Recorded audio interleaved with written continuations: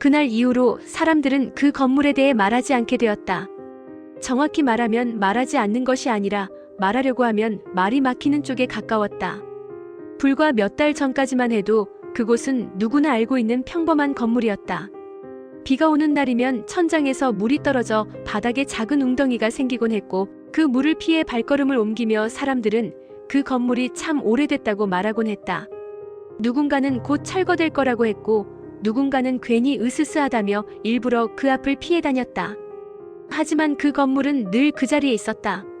적어도 그날 전까지는 분명 그랬다. 이상한 일은 아주 사소한 순간부터 시작되었다. 동네 주민들 사이에서 저기 골목 끝에 있던 건물 말이야라고 말을 꺼내면 상대방이 잠시 멈칫하며 골목 끝에 그런 게 있었나? 라고 되묻는 일이 늘어난 것이다. 서로가 서로의 말을 이해하지 못하는 듯한 표정이었다.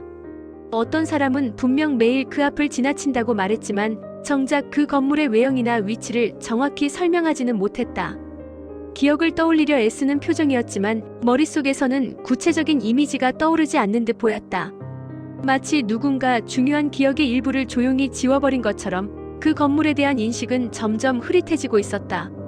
그럼에도 불구하고 사람들 사이에서 사라지지 않는 이야기가 하나 있었다. 바로 그 건물에 들어갔다가 다시 나오지 못한 사람이 있다는 소문이었다. 실종된 사람의 이름은 민준이었다. 동네에서는 특별히 눈에 띄지 않는 어디에나 있을 법한 평범한 청년으로 알려져 있었다. 낮에는 작은 공장에서 일했고 밤에는 편의점 아르바이트를 하며 하루를 마무리했다. 퇴근 시간이 늦다 보니 집으로 돌아가는 길은 늘 조용했고 그는 습관처럼 지름길을 선택하곤 했다. 문제의 건물은 바로 그 지름길 한가운데에 있었다. 사람들이 괜히 꺼리는 곳이라는 걸 알면서도 민주는 별일 없겠지라는 말을 입버릇처럼 내뱉으며 몇 번이고 그 건물 안을 통과해왔다. 사건이 벌어진 날은 유난히 비가 거세게 내리던 밤이었다. 골목에는 빗소리 외에는 아무 소리도 들리지 않았고 가로등 불빛이 젖은 바닥에 길게 번지고 있었다. CCTV에는 민준이 골목으로 들어오는 장면부터 문제의 건물 앞에 잠시 멈춰 서는 모습까지 선명하게 찍혀 있었다. 그는 잠시 휴대폰을 꺼내 시간을 확인하듯 화면을 들여다보았고 주변을 한번 둘러본 뒤 마치 무언가에 이끌리듯 천천히 건물 안으로 발을 들여놓았다. 그 장면이 마지막이었다. 그 이후 민준이 다시 밖으로 나오는 모습은 어느 카메라에도 남아있지 않았다. 경찰이 확인한 모든 CCTV 기록에는 들어가는 장면만 존재했고 나오는 장면은 단 한 번도 포착되지 않았다. 다음 날 아침 민준이 집에 돌아오지 않았다는 사실이 알려졌다. 처음에는 단순히 연락이 끊긴 것이라 여겨졌다. 하지만 휴대폰은 계속해서 전원이 꺼져 있었고 회사와 편의점 어디에서도 그의 흔적은 발견되지 않았다. 불안해진 가족은 경찰에 실종 신고를 했고 경찰은 민준이 마지막으로 목격된 장소를 중심으로 수색을 시작했다. 자연스럽게 문제의 건물이 수색 대상에 포함되었다. 경찰이 건물 안으로 들어섰을 때 그곳은 오랫동안 방치된 공간처럼 조용하고 차가운 분위기를 풍기고 있었다. 바닥에는 먼지가 켜켜이 쌓여 있었고 벽에는 오래된 포스터 조각들이 뜯긴 채 남아 있었다. 그런데 한쪽 방에서는 전기가 끊긴 지 오래된 건물임에도 불구하고 낡은 라디오에서 낮은 잡음과 함께 음악 소리가 흘러나오고 있었다. 그 소리는 마치 누군가 방금 전까지 그 자리에 있었다는 느낌을 주었다. 경찰들은 서로를 바라보며 잠시 말을 잃었다.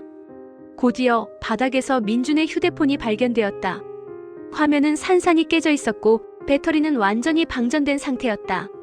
이상하게도 통화 기록과 메시지 기록은 모두 비어 있었다. 마치 누군가 일부러 그의 마지막 흔적을 지운 것처럼 보였다. 계단 근처에서는 그의 신발 한 짝이 발견되었다.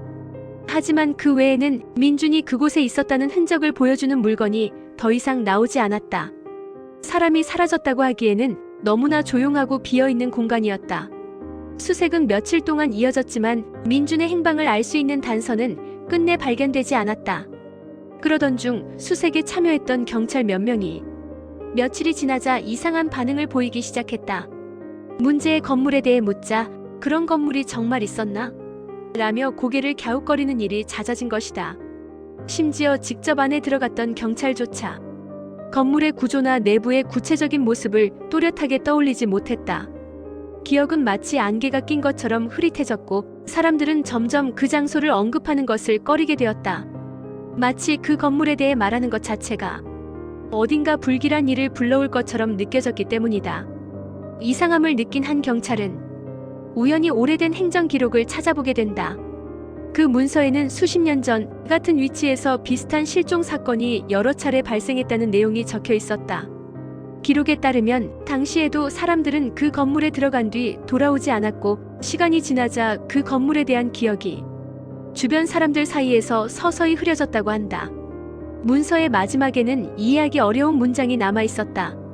이 장소는 단순한 공간이 아니라 사람의 인식이 허용하는 범위 안에서만 존재한다. 그 문장을 읽은 경찰은 이 사건이 단순한 실종 사건이 아닐지도 모른다는 생각을 떨칠 수 없었다. 시간이 흐르면서 민준의 이름 역시 사람들 입에서 점점 사라져갔다. 동네에서는 그에 대한 이야기를 꺼리는 분위기가 되었고 마치 오래전부터 그런 사람이 없었던 것처럼 느껴질 정도였다. 지금 이 순간에도 그 건물은 어딘가에 존재하고 있을지도 모른다. 다만 사람들의 기억 속에서 그 존재가 점점 옅어지고 있을 뿐이다. 혹시 여러분이 사는 동네에도 예전에는 분명히 있었는데 어느 순간부터 잘 떠오르지 않는 장소가 있지는 않은가?